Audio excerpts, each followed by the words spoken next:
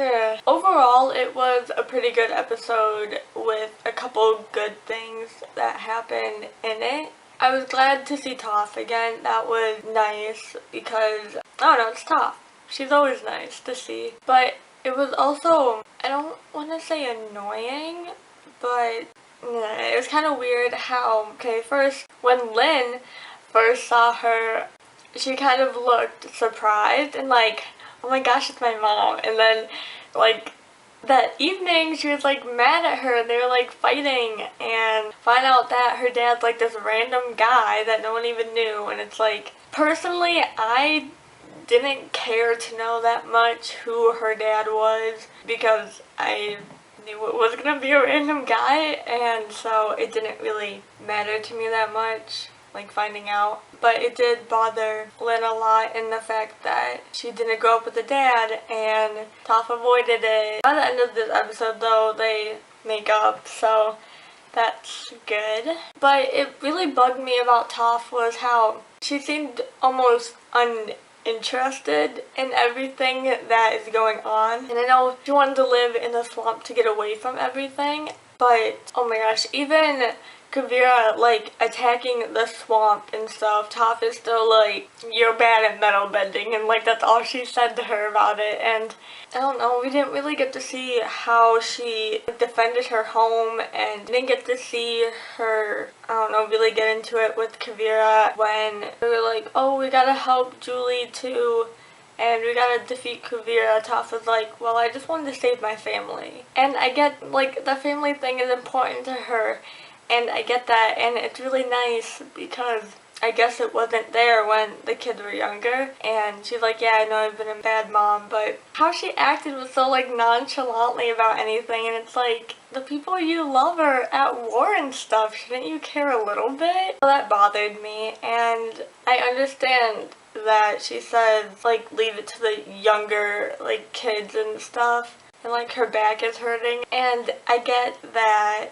Toph and like Katara, they had their moments in the last Airbender, but it would have been nice to see like some things from them, you know? I feel like Korra's group should have the spotlight and stuff, but I also feel like the older generation could do something if they wanted to. I haven't seen like Zuko at all, and it's like, what is he doing? So I did see on Tumblr though how it had, I think the last 4 episodes, their like names, and one of them was called the older generation.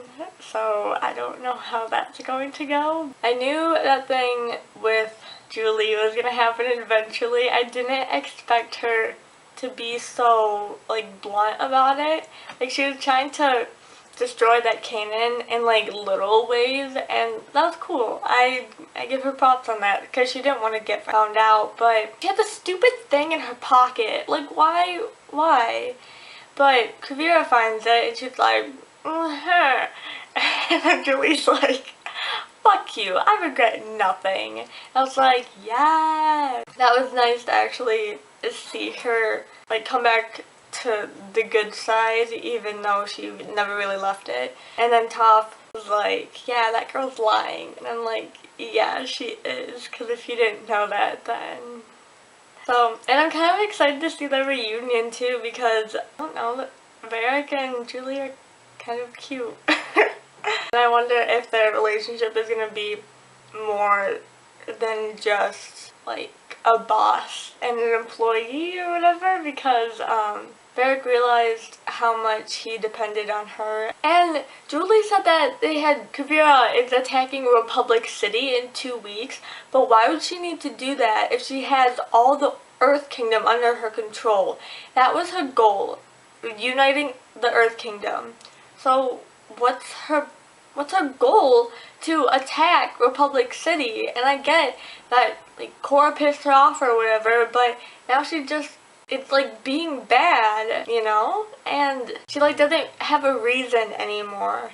So maybe if Korra like came to her, I would see why she would, but the Korra in this episode, the spirits, I thought they were mad at her at first, but they're actually evacuating from the city like the people are, and they were leaving. And so Korra, she tried to talk to them and be like, hey, like fight with us. And that freaking weird bird thing was like, no, that's exactly what Vaatu did, and that's exactly what Kavira's doing. So no, we're not gonna fight with you. But I was thinking it more as a protection kind of thing. Like defense. Like you don't have to go attack, but at least like protect your home, you know? Because they were living there with those people in a public city, and that was their home too, and I think they should defend it, and I think they should do something. And the way that that guy, or that spirit was like, ugh, I was like, that's kind of rude, but I can also see where it's coming from. I'm curious to see what they actually do, if anything.